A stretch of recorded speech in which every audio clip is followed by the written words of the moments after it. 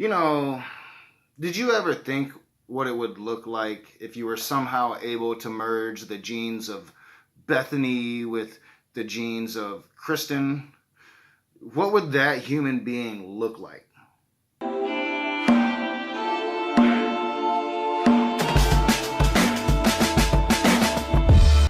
What is up, you sinners and saints, you heathens and demons? Welcome back to The Raging Atheist.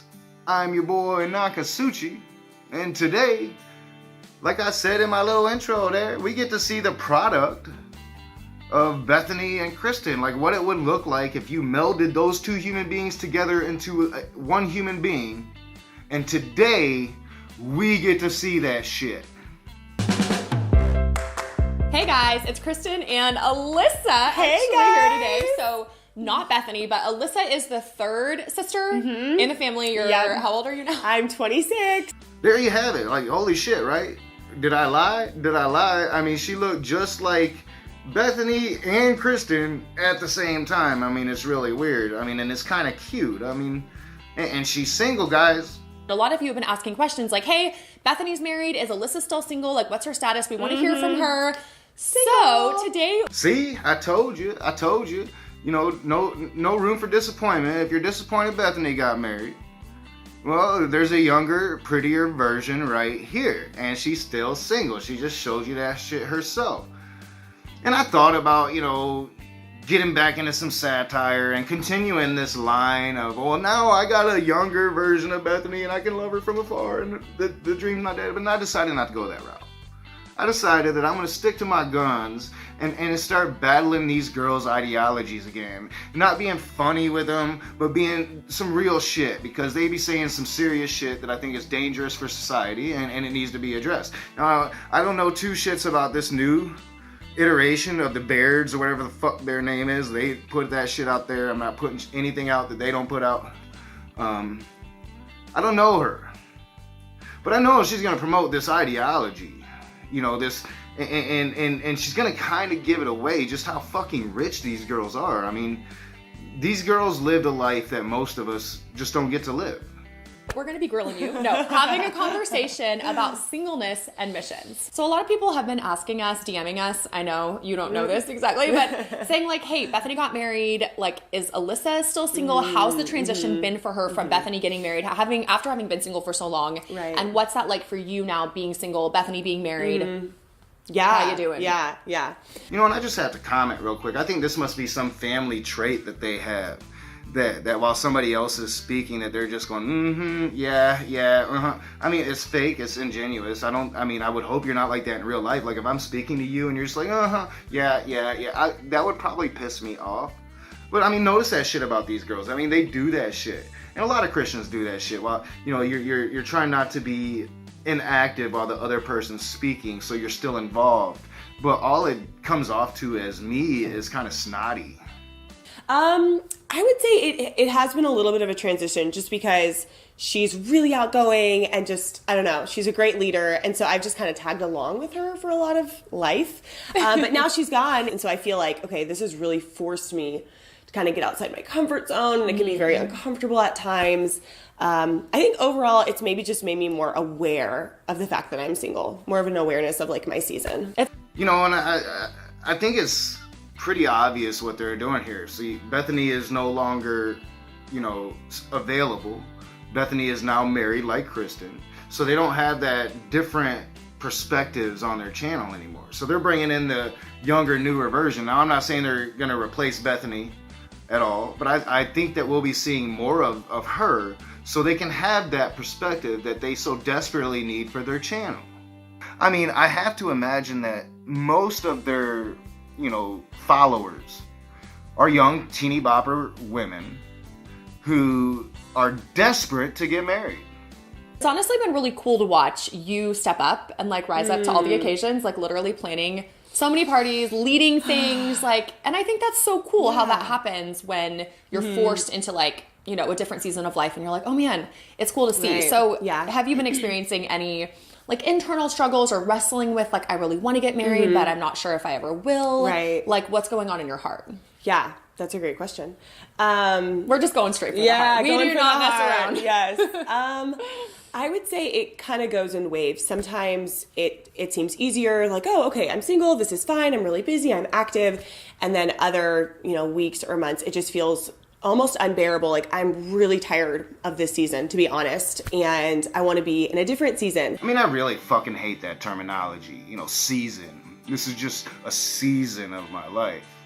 No, this is a choice you made because you were indoctrinated into this religion that told you you couldn't have the thing you want to have unless you did a certain thing. So now you're all uptight because, you're a rich girl. So it's got to be a specific certain thing. Like, it can't be just some poor schmo down the street. This has got to be somebody equal to your status in your community. So, this is no easy task. So this season is lasting a lot longer. If you wasn't so picky and you didn't have this precondition of marriage, this season would have been over a long time ago. It's not like you're ugly. Maybe your personality is, I don't know. But, you wouldn't be single if you didn't want to be single.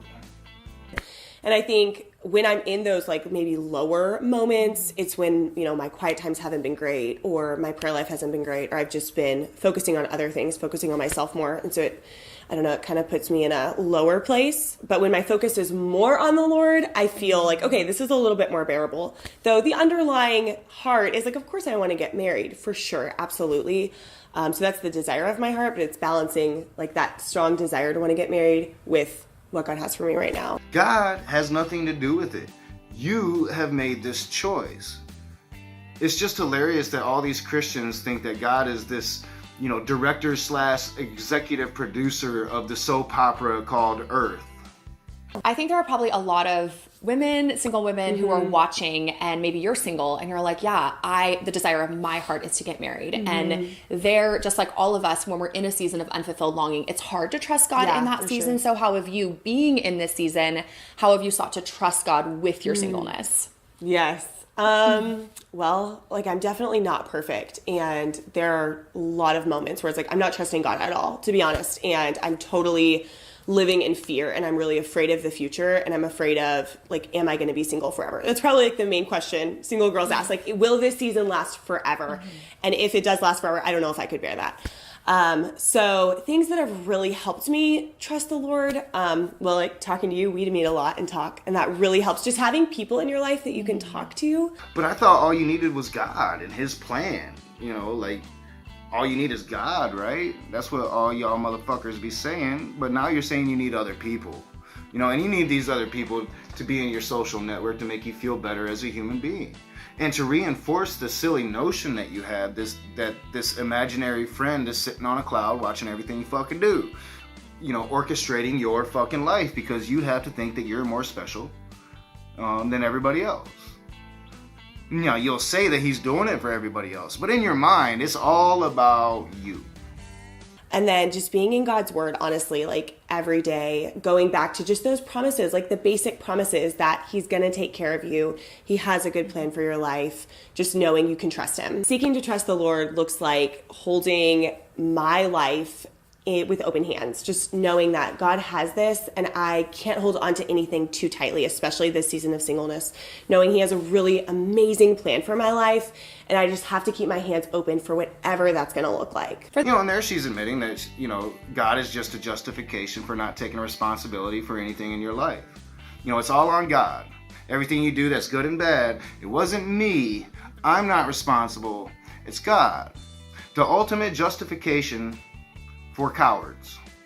So just an encouragement that every good gift comes from the Father, and he is not going to withhold anything that's good from you. So if he is choosing for you to be in a season of singleness, that is his best gift for you right now. And any other gift wouldn't be as good. Which is crazy. When you want to get married, yes. How can this be better than what How can it be want? better? Yeah, it's hard to even imagine, but it's really true. And so just remembering that if he gives you the gift of marriage or children or whatever in the future, that's going to be his new gift for you, and that'll be the best for your life. So look up those verses, hold on to them. They're really encouraging. No, it's not true. It's stupid. It's stupid to think that something you've never seen or heard or spoken to, something that has never been proven to be real, knows more about what's better for your life than you yourself do. Listen to that, think about that, and shut the fuck up. A couple practical things that I feel like have really helped me in my walk is really looking outside yourself and looking at the people around you. It's just like you have to imagine just like taking your head down, you're looking at yourself and looking up, and you see all these people around you that are people you could serve and people you could love. So look at your church, look in your friend group, people in your city that you could serve. That's an incredible way to find purpose and joy, just serving other people. That's like what Jesus did. Other things you could do would be getting involved in a Bible study. That's what I've done in a small group in my church. Found such amazing community there. Just loving on your family, your siblings, your friends, like hosting a dinner or a game night or a party. Mentoring a younger girl, you do that too, which is so awesome. A younger girl. Serve. You're gonna serve people. It's admirable. I'm not gonna talk shit about that. But as you're serving, let's say somebody comes up and you're standing in like a soup kitchen line and you're feeding the poor. And the poor person comes up and starts ranting and railing against God. And maybe this person isn't necessarily an atheist, but just down on his luck and blames God for every shitty thing that's ever happened in their life. Are you going to be comfortable with that to still serve this person? I doubt it. I doubt it. More than likely you're going to get the motherfucker thrown out. So, I mean, what does serve mean? To serve others like yourself, and I know she's specifically speaking of orphans, and that's admirable. That's admirable, to step down off your lofty perch. So I'm not going to talk too much shit about that, but it does give away, just the wealth and opulence that they come from, that they have to come down from their lofty perches to feel better about themselves. And it's admirable. I'm not speaking against doing charitable work at all. But doing mission work, bringing the word of God to these people, that's not going to do anything to help their fucking lives. You're not really doing anything to help their fucking lives at all, from what I understand. Maybe I'm wrong. Telling them about God ain't going to help them get parents. If you ain't picking up on it, I do kind of feel bad for talking smack about that, because it's a great thing and I don't want to talk shit about it. But, I don't know. Really just seeking to get outside yourself. Like, don't stay home in your bed with ice cream and watch Netflix all day. That's not going to help you feel more content in your singleness. We're going to switch gears here for just a minute, because a lot of people know that you've done international missions, you've done local stuff, and you talk about this on your Instagram. You have a heart for children, for orphans, for missions. And so have you always had this passion? Where did this passion come from? Yeah. So when I was younger, probably like 12 or 13, I read my first missionary book, and it was about a lady that went to Egypt, and she just rescued all these children and started this orphanage. And I think that God used that book to just start a small fire in my heart. And again, no, God did not use that book to start a small fire in your heart. You read that book, you was inspired. This is a human thing. This is perfectly natural. No supernatural fucking explanation. It doesn't take the all-powerful creator of the universe to come down, put his hands on your soul so you get inspired by something you're reading. It's called reading and being inspired.